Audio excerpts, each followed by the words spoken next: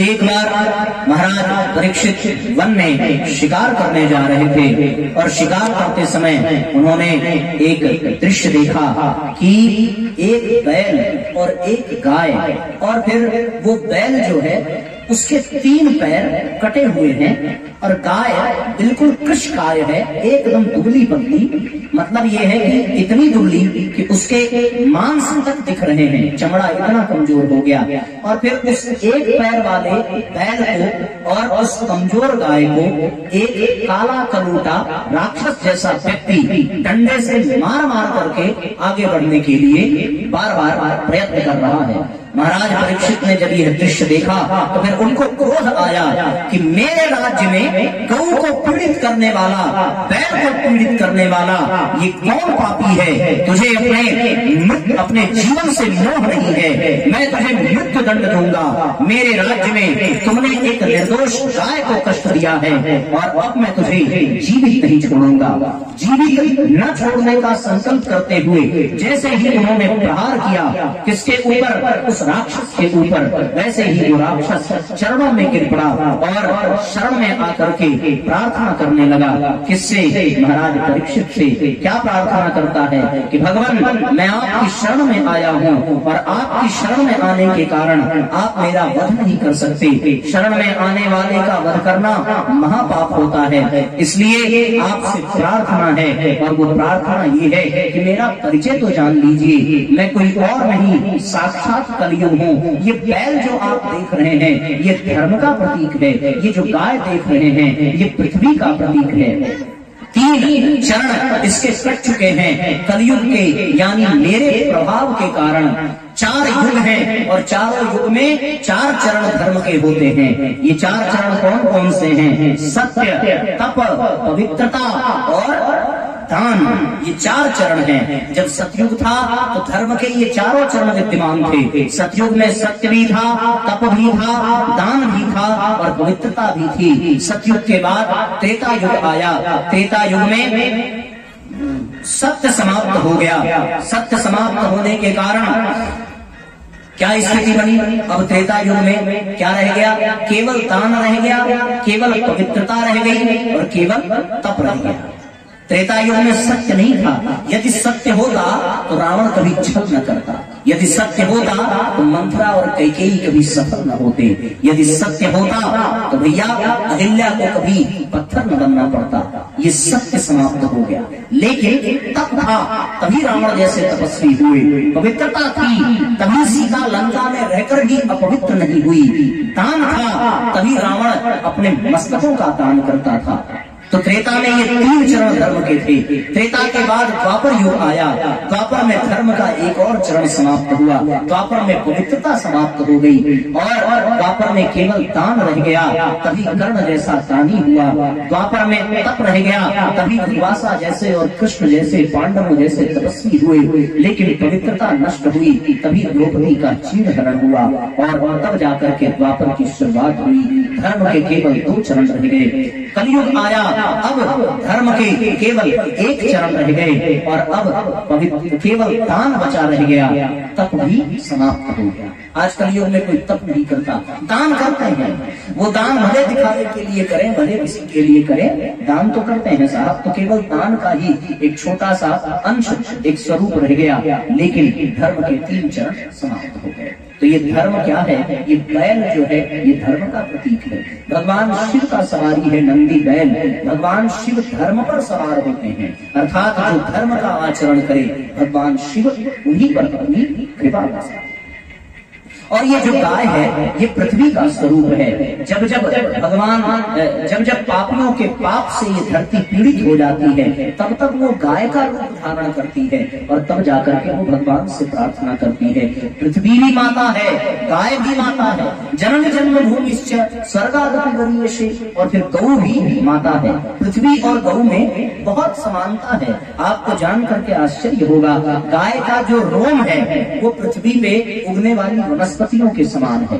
जितने भी पेड़ पौधे हैं वो बिल्कुल जैसे पृथ्वी पर पेड़ पौधे वैसे गाय के ही रोए हैं। जब गाय अपने रोए को हिलाती है, कंपन कराती है, आपने देखा होगा, उसी तरीके से पृथ्वी जब कंपन कराती है तो भूकंप आता है, और गाय जब कंपन कराती है तो वो अपने गंदगी को झाड़ती है। पृथ्वी जब कंपन कराती है तो वो भी अपने गंदगी को झाड़ती है। एक बड़ी विशेष बात यह है कि गाय के रोम रोम में देवता रहते हैं, उसी तरह पृथ्वी पर रहने वाले ये समस्त प्राणी, ये जीव भी अपने अपने हिसाब से रहते हैं। तो फिर पृथ्वी पर भी जनसंख्या है, गाय के रोम में भी जनसंख्या है।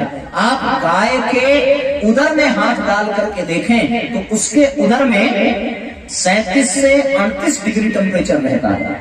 पूरे शरीर में उतनी गर्मी नहीं रहती गाय के, लेकिन गाय के पेट में बड़ी गर्मी रहती है। और गोबर जब गाय खाती है तो आप देखते होंगे उसमें से भाप निकलती है ना। गाय के पेट का टेम्परेचर अगर नापना हो तो गाय के गोबर के ठीक बीच में, जब वो गोबर करे तो ठीक बीच में आप थर्मामीटर लगा करके नापिएगा तो उसका टेम्परेचर 40 डिग्री टेम्परेचर से भी अधिक होता है। उसी तरह पृथ्वी के ठीक मध्य में यदि आप जाएं तो 6000 डिग्री सेल्सियस से भी ज्यादा तापमान पृथ्वी के मध्य में रहता है। जब तक इस दुनिया में गाय है तब तक ये दुनिया, तब तक ये धरती है। जिस दिन गाय समाप्त हो गई उस दिन धरती भी समाप्त हो जाएगी। गाय से ही धरती है, धरती से ही गाय है।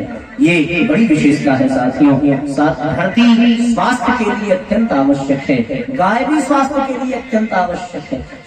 वैज्ञानिकों ने ये खोज किया है कि जो ब्लड प्रेशर के रोगी हैं, यदि वो प्रतिदिन 15 मिनट देसी गाय को सहलावें तो उनका ब्लड प्रेशर ठीक हो जाएगा हमेशा के लिए। ये उन्होंने प्रयोग किया है। और आपने देखा होगा कि कोई व्यक्ति अवसाद में चला जाए, कोई व्यक्ति अत्यंत कष्ट में हो, मानसिक रोगी हो जाए, उसे किसी डॉक्टर के पास ले जाने की बजाय किसी देसी गाय के पास छोड़ दो, वो गाय के पास रहते रहते उसका अवसाद दूर हो जाएगा, वो मानसिक रोग से मुक्त हो जाएगा। ये गाय की बड़ी कृपा होती है। गाय का चाटना, गाय का प्यार करना बिल्कुल माँ के वात्सल्य जैसा होता है। तो फिर कलयुग ने प्रार्थना की कि भगवान मैं आपकी चरण में आया हूँ। ये विधि का विधान है कि कलयुग का आगमन हुआ है, आप मेरा वध नहीं कर सकते, मुझे आप जहाँ कहेंगे मैं वही रहूंगा। उसके बाद महाराज परीक्षित ने विचार किया कि शास्त्रों में वर्णन है कि कलयुग के आने से तो सब खराबी ही खराबी रहती है, लेकिन एक बड़ा अच्छा लाभ है कलयुग के आने से, और वो लाभ ये है कि हरेर नाम हरेर नामैव केवलम कालो नास्त्यैव नास्त्यैव गतिरन्यथा। सतयुग में जो फल ध्यान से मिलता है, त्रेता में जो फल यज्ञ से मिलता है, द्वापर में जो फल अर्चन से मिलता है, कलयुग में वो फल केवल भगवान का नाम लेने से मिलता है, केवल और केवल नाम लेने से। यही कलिकाल ना साधन दूजा, जोग यज्ञ जप तप व्रत पूजा। आइए भगवान के चौपाइयों का दान करें। यही कलिकाल साधन दूजा, जोग यज्ञ जप तप व्रत पूजा, जोग यज्ञ जप तप व्रत पूजा। यही कलिकाल साधन दूजा, जोग यज्ञ तप व्रत पूजा। राम ही सुनिया राम ही संकट सुनिया, राम ही संकट सुनिया, राम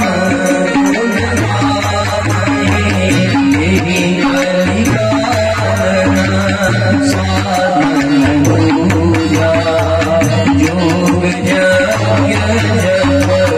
तप व्रत पूजा।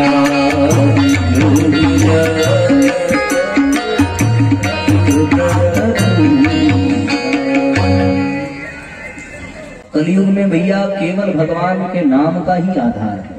कलयुग केवल नाम आधारा, सुमेरी सुमेरी नर उतर ही पारा।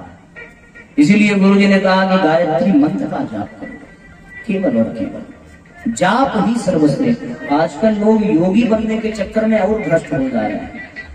वो प्राणायाम करते हैं, वो ध्यान करने की कोशिश करते हैं। एक कवि ने बड़ा सुंदर लिखा, सवेरे सवेरे तुम आसन लगाते हो, नाक को दबाते हो, पेट को हिलाते हो।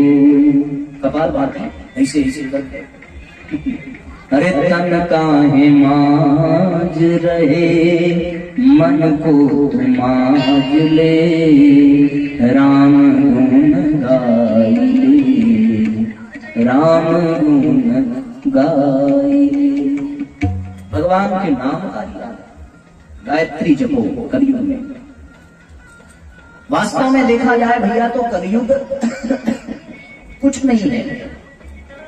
जो कमजोर होते हैं उन्हीं पर सबका प्रभाव पड़ता है, जो मजबूत होते हैं उन पर कोई प्रभाव, ग्रह नक्षत्र का भी प्रभाव नहीं पड़ता। जो सामर्थ्यवान हो, ग्रह नक्षत्र न करोति शुभाशुभम, ग्रह नक्षत्र का भी प्रभाव नहीं पड़ता महापुरुषों पर, क्योंकि वो समर्थ होते हैं, सामर्थ्यवान होते हैं। सोना ही कलयुग है, आंखें मन चुकना ही द्वापर जानो, उठ पड़ना ही त्रेता युग है, चल पड़ना सतयुग पहचानो। सोना ही कलयुग है। जिसके जीवन में आलस्य हो, प्रमाद हो, अज्ञान हो, अंधकार हो, उसके लिए भैया कलयुग है। इसी कलयुग में गुरु जी का जन्म हुआ, इसी कलयुग में भगवान बुद्ध आए, इसी कलयुग में भगत सिंह आए, इसी में विवेकानंद आए, इसी में रामकृष्ण परमहंस आए, इसी में तुलसी सूर मीरा आई, इसी में रैदास आए, इसी में कौन कौन नहीं आया, नरसिंह मेहता आए, रमण महर्षि आए, अरविंद घोष आए, महात्मा गांधी आए।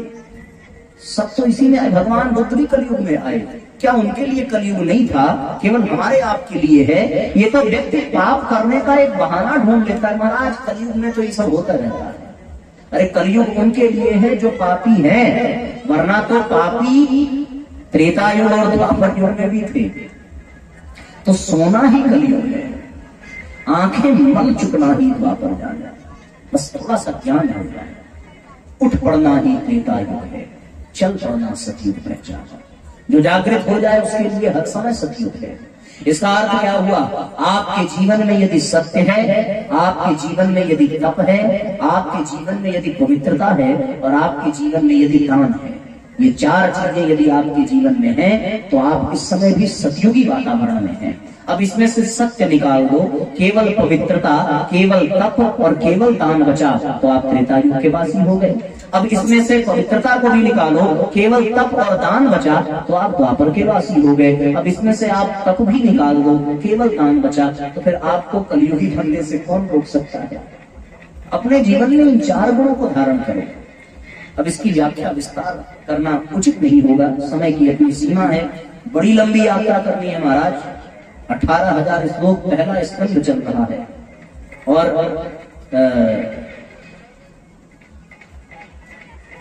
चलो जैसी प्रभु की इच्छा। तो इसलिए फिर कथा का क्रम आगे बढ़ाते हुए उन्होंने कलयुग को 4 स्थान दिए।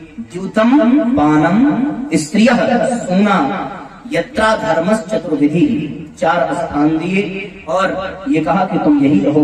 बार बार निवेदन करने पर कलयुग ने 5वां स्थान मांगा, और उन्होंने 5वें स्थान के रूप में स्वर्ण को भी एक स्थान दिया।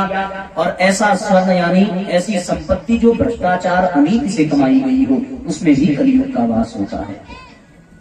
द्यूतम अर्थात जुआ, जहाँ धोखेबाजी हो, पानम अर्थात जहाँ पर शराब हो, स्त्रियः सोना जहाँ पर वेश्यावृत्ति हो, और फिर स्वर्ण यहाँ पर कलयुग का स्वर्ण यानी अनैतिकता पूर्वक, अधर्म पूर्वक प्राप्त की गई संपत्ति, उसको स्वर्ण में कलयुग रहता है। परीक्षित के सिर पर एक मुकुट है, वो अनीति से प्राप्त किया गया, क्योंकि पांडवों ने जब जरासंध का वध किया था और उसके द्वारा बंदी बनाए गए राजाओं का उद्धार किया था, था तो उन राजाओं का मुकुट गलती से बिना पुरुषार्थ के पांडवों के शिविर में आ गया और आज महाराज परीक्षित ने अनीति पूर्वक लाए गए उस स्वर्ण के मुकुट को अपने सिर पर धारण किया।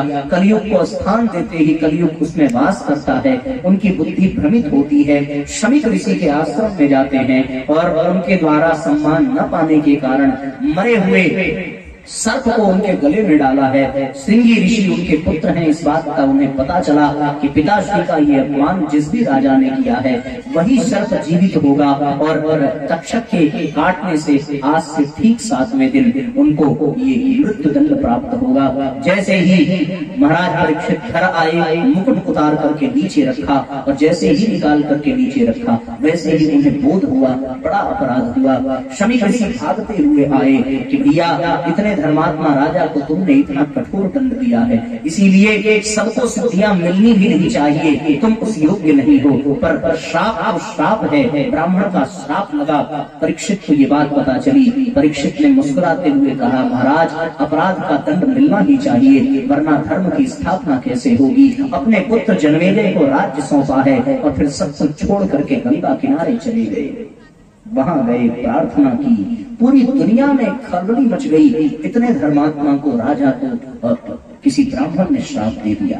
प्रश्न केवल एक ही है कि शेष 7 दिन जो बचे हैं उसे कैसे सुंदर बनाया जाए। एक ही प्रश्न है, एक ही जिज्ञासा है कि जो मृत्यु शैया पर हो उसका जीवन, उसका उद्धार कैसे। यही प्रश्न लेकर के महाराज परीक्षित गंगा के तट पर गए। जो भी ऋषि महर्षि मिलते सबसे एक ही प्रश्न पूछते कि 7 दिन में उद्धार कैसे हो। कोई ऋषि ये बताने में सामर्थ्यवान नहीं समझता खुद को, कोई बता नहीं पाया। नारद जी गुजरे हैं, नारद जी के गुजरते हुए उन्होंने पाया, नारद जी ने समस्या जानी, तुरंत खोजते हुए सुखदेव के पास पहुंचे, भगवान से प्रार्थना की। सुखदेव से कहा कि भगवान एक बीमार व्यक्ति है जिसका इलाज केवल आपके पास है। अब वो ब्रह्मानंदी नंद धड़ंग रेत में सोने वाला, उसे क्या आवश्यकता किसी के जीवन में जाकर के कुछ करने की। उनका तो नियम कि एक घड़ी से भी अधिक कहीं रुकते नहीं है। लेकिन नारद जी के बार बार समझाने क्या, बार बार निवेदन करने पर जब वो नहीं तैयार हुए तो नारद जी ने कहा कि एक प्रश्न पूछूं भगवान, यदि इजाजत हो, यदि अनुमति हो। तो फिर उन्होंने एक प्रश्न पूछा कि यदि कोई अंधा रास्ते में जा रहा हो और उसके रास्ते में कोई एक कुआं हो और आप उस अंधे को कुएं के पास जाते हुए देख रहे हो, आपको ये पूरा विश्वास हो कि यदि आपने उसे नहीं रोका तो वो पक्का कुएं में गिर जाएगा, तो फिर क्या यदि आप नहीं रोकेंगे तो ये अधर्म नहीं होगा। इतना ही केवल प्रश्न पूछा था। सुखदेव मुस्कुराए। भगवान सुखदेव उठे, खड़े हुए, अपने शरीर से रेत को झाड़ा और बोले, तुमसे बात करना बेकार है, तुम अपनी बात में फंसा देते हो, चलो बताओ कहाँ रोकी है। उठे स्थान से चल पड़े। सुखदेव को आते हुए देखा है ऋषियों ने। सुखदेव के पिता भगवान वेदव्यास बैठे हैं, उनके दादा पराशर बैठे हैं, विश्वामित्र, वशिष्ठ, शांडिल्य, सांदीपनि, गर्ग, गौतम सब उपस्थित हैं, हजारों हजार ऋषि। आज सुखदेव कहीं एक घड़ी से ज्यादा रुकेंगे। किसके ऊपर कृपा करके? महाराज परीक्षित के ऊपर कृपा करके। परीक्षित ने पाद प्रक्षालन किया है। पाद प्रक्षालन करने के बाद यथाश्रद्धा पुष्प आदि अर्पित किया, प्रार्थना की, भगवान मृत्यु निकट है। एक ही प्रार्थना है कि जो मृत्यु सैया पर हो उसका जीवन कैसे धन्य बने। 7 दिन की मोहलत मिली। 7 दिन की मोहलत इसलिए मिली क्योंकि सर्प को गले में डाला है। सर्प को गले में डाला तो सर्प के ऊपर 7 छेद बच गए। 2 नाक, 2 कान, 2 आंख और 1 मुख। 7 द्वार बच गए जिसके कारण 7 दिन मिल गया। संतों ने ये भाव दिया, यदि ब्रह्मरंध्र पर सर्प रखते तो उसी क्षण मर जाते, लेकिन गले में रखा तो ये 7 छिद्र बचे। तो एक एक छिद्र के अनुसार 7 दिन की एक मोहलत मिली और 7 दिन की मोहलत मिली। तो फिर उन्होंने उसमें अपने जीवन को सुंदर बनाने का एक उपक्रम सोचा। परीक्षित ने प्रश्न किया प्रश्न ये किया है कि भगवान मृत्यु तो आनी ही है, मृत्यु अटल सत्य है, 7 दिन में ही आती है। कितने दिन में? सोमवार से लेकर के रविवार के बीच में, ये 7 दिन ही है और इसी में सबको मरना है। परीक्षित बड़ा भाग्यशाली है कि उसे पता चल गया कि 7 दिन के बाद मरना है। हमारा और आपका तो इतना बड़ा दुर्भाग्य है कि हमें पता भी नहीं है कि हमको कब मरना है। जैसे ये पता है कि 7 दिन के बाद मरना है और ये जानने के बावजूद भी वो निश्चित रूप से अपने जीवन को सुंदर बनाने के लिए प्रयत्नशील है। तो हम सब अपने जीवन को क्यों व्यर्थ गंवा रहे हैं? मरना तो तय है। अच्छा, एक बात बताइए, आप कहीं भी चले जाइए तो दीवार पर लिखा रहता है यहाँ थूकना मना है, लिखा रहता है। यहाँ पेशाब करना मना है, यहाँ गाड़ी खड़ी करना मना है, लिखा रहता है। लेकिन कहीं भी किसी भी स्थान पर यह नहीं लिखा रहता कि यहाँ मरना मना है। क्यों साहब, देखा कहीं ऐसा लिखा हुआ? ये स्थान दुनिया में कहीं है नहीं जहां ये लिखा हो कि यहाँ मरना मना। कोई कहीं भी मर सकता है, कभी भी मर सकता है। मरना तो तय है साहब, उससे कोई बच ही नहीं सकता। एक बार पराशर जी के, मतलब सुखदेव जी के दादाजी के कोई एक रिश्तेदार थे, उन्होंने ये सोचा कि ये तो भैया व्यास जी यानी भगवान के अवतार हैं और ये भगवान के भी बाप हैं पराशर जी, तो इनसे निवेदन किया जाए कि अपने बच्चे को तैयार करें, हमें मृत्यु से बड़ा डर लगता है, कुछ ऐसा कर दें, वो भगवान है कि हम मृत्यु से बच जाएं। अब वो व्यास जी के पास गए और निवेदन किया कि प्रभु हमें बचा लीजिए, हम मरना नहीं चाहते। व्यास जी ने कहा ये तो सृष्टि का विधान है, मरना तो पड़ेगा ही। बोले आप भगवान किस काम के, आप हमारे रिश्तेदार हैं, आप अगर चाह ले तो हम बच जाएंगे। तो व्यास जी ने कहा कि अभी सृष्टि का नियम है तो ये लेखा जोखा पूरा यमराज के पास रहता है, तो यमराज के ही पास इसका उपाय मिलेगा। बोले फिर आप यमराज के पास ले चलो। अब भगवान वेदव्यास जी ने उनको यमराज के पास पहुंचाया जीते जी। तो यमराज ने कहा कि भगवान अब आपकी बात है तो मैं जरूर कुछ न कुछ उपाय निकालता हूं।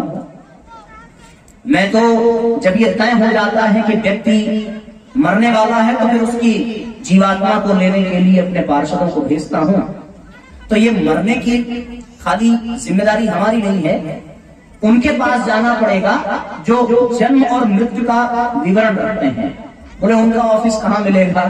थोड़ी ही दूर पे इशारा किया, सब बगल में ही उनका ऑफिस है और बिल्कुल अभी 8:15 बज रहा है, तो वो अपने ऑफिस में ही मिलेंगे, आप एकदम निश्चिंत रहिए। अब वो गए ऑफिस में उनके, और जैसे ही वहां पहुंचे वैसे ही उन्होंने कहा कि आपका बहुत बहुत स्वागत है, बताइए क्या सेवा करें। बोले ये हमारे रिश्तेदार हम मरना नहीं चाहते। उन्होंने कहा कि जन्म और मृत्यु का लेखा जोखा तो बिल्कुल मैं रखता हूं, लेकिन मृत्यु का संयोग कैसे बनता है, कौन सी परिस्थिति बनती है, कौन सा काल बनता है, कौन सा स्थान तय होता है, इसका लेखा जोखा भगवान की माया शक्ति के पास है। तो आप जरा सा उनके पास जाएं, अगर उन्होंने साइन कर दिया और कागज हमारे पास भेज दिया तो मैं यहाँ से फॉरवर्ड कर दूंगा, यमराज को मना कर दिया जाएगा कि वो जीवात्मा को लेने न जाए और ये बिल्कुल सुरक्षित हो जाएंगे। अब जैसे ही वो माया के उसके ऑफिस में पहुंचे, वहां उन्होंने निवेदन किया, तो भगवान वेदव्यास जी ने कहा अपना रजिस्टर उठा करके जरा देखना कि इसमें इनको कैसे मरना है, कहाँ मरना है, कब मरना है, उसको तुम काट दो, उसको मिटा दो, ये हमारे रिश्तेदार हैं। तो माया ने कहा कि भगवान आप जाइए, काम हो जाएगा। तो अब वो रिश्तेदार जिद कर गए, उन्होंने ये जिद कर लिया कि अब मैं आया हूं तो मुझे भी तो पता चलना चाहिए ना कि मैं कहाँ मरने वाला था। इतना तो कम से कम जान लो। उसके बाद मेरे सामने आप काटो, क्या पता मैं चला जाऊं और सरकारी कागज के तरीके से फाइल रुकी रह जाए और यहाँ से जाते ही मरने की स्थिति बन जाए। तो माया ने बार बार निवेदन किया कि आप इसके चक्कर में मत पड़ो, आप विश्वास करो, भगवान की बात है तो मैं इसको कट कर दूंगी, आप एकदम टेंशन मत लो। बोले नहीं, मुझे जानना है। वो जिद कर बैठे। उन्होंने रजिस्टर खुलवाया और रजिस्टर में साफ साफ लिखा था कि एक बार ये व्यक्ति भगवान वेद व्यास जी के पास यहाँ आएगा, रजिस्टर खोलने की जिद करेगा और जैसे ही इन पंक्तियों को देखेगा वैसे ही उसकी मृत्यु हो जाएगी। मैं मना कर रही थी कि आप मत देखो, लेकिन आपने जबरदस्ती देखा। अब मैं क्या करूं, काटने से पहले ही आपने देख लिया, अब आपको मरना पड़ेगा। मृत्यु को कोई टाल नहीं सकता। ये देखो, भगवान का रिश्तेदार भी हो तो भी मृत्यु टल नहीं सकती।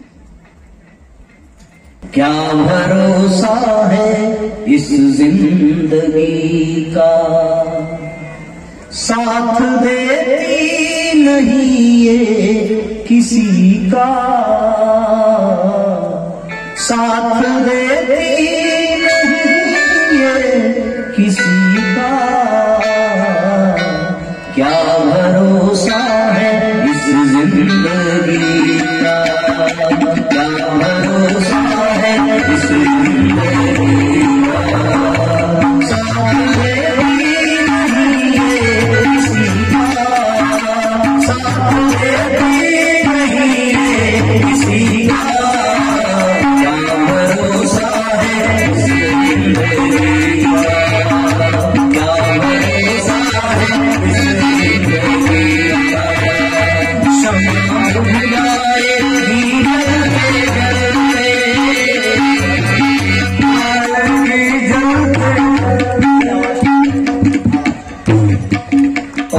शम्मा बुझ जाएगी क्षमा बुझ जाएगी जलते जलते, क्षमा बुझ जाएगी जलते जलते, सांस रुक जाएगी चलते चलते, सांस रुक जाएगी चलते चलते, दम निकल जाएगा, दम निकल जाएगा, दम निकल जाएगा रोशनी का। क्या भरोसा है इस जिंदगी का, क्या भरोसा है इस जिंदगी का, साथ देती नहीं ये किसी का, साथ देती नहीं ये किसी का। क्या भरोसा है इस जिंदगी का, क्या भरोसा है इस जिंदगी का। हम रहे ना मोहब्बत रहेगी, हम रहे ना मोहब्बत रहेगी।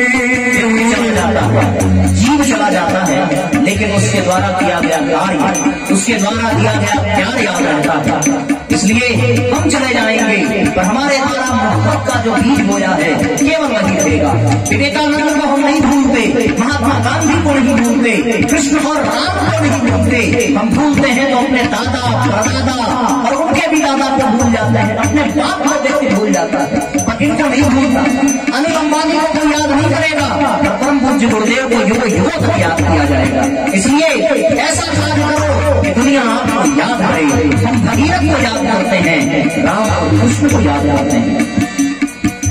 हम रहे ना मोहब्बत रहेगी, हम रहे ना मोहब्बत रहेगी, दास्तां अपनी दुनिया रहेगी, दास्तां अपनी दुनिया रहेगी। हम रहे ना मोहब्बत रहेगी, दास्तां अपनी दुनिया रहेगी, दास्तां अपनी दुनिया रहेगी। नाम रह जाएगा, नाम रह जाएगा, नाम रह जाएगा, नाम रह जाएगा, नाम रह जाएगा अपनी का। क्या भरोसा है इस जिंदगी का, क्या भरोसा है इस जिंदगी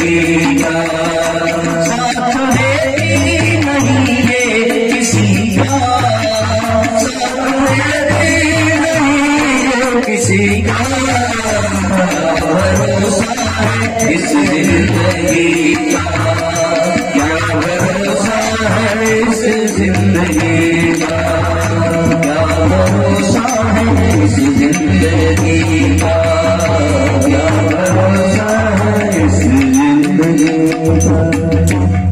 महाराज क्या भरोसा है इस जिंदगी का। महाराज परीक्षित ने 2 प्रश्न पूछे हैं कि भगवान मनुष्य को सदा सर्वदा क्या करना चाहिए। मृत्यु तो अटल है, ये कहीं नहीं लिखा है कि मरना मना है, हर जगह व्यक्ति मरता है। और ये जो शव यात्रा जाती है, शव यात्रा जाते समय हम लोग प्रणाम करते हैं, है ना? क्यों प्रणाम करते हैं?